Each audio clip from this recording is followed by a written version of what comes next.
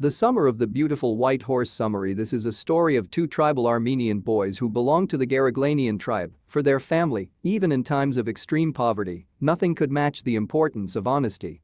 They never did anything wrong and never lied or never even stole anything. The story talks about an incident that revolves around two cousins, Aram, who is 9 years old, and Mawrid, who is 13. The world, for Aram, at that time, seemed to be a delightful and extremely joyous yet mysterious dream. People believed in every imaginable kind of magnificence. Mawrid was considered to be crazy by everybody he knew. The story opens with Mawrid coming to Aram's house at 4 in the morning one fine day.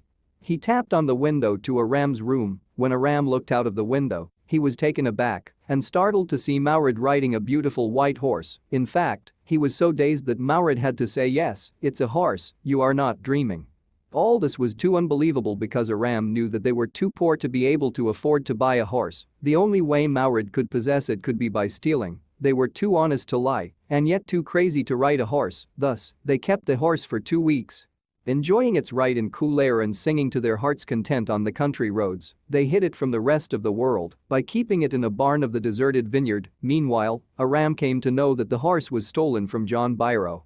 They planned not to return it to him so soon, although it pricked their conscience to steal, which was completely their ethics and tribal norms. One fine day they came across John, the farmer.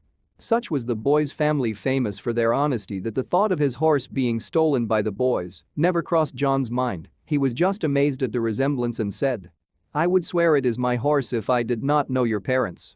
This moving experience led the boys towards John's vineyard the very next morning. They left the horse in the barn after patting it affectionately. Later that based on day, John seemed to be very pleased and shared the news of the return of his horse with Aram's mother. The story teaches us the importance and necessity of honesty even in the face of greed and passion. Don't leave without giving a like to this video. And please subscribe to my channel to support my work.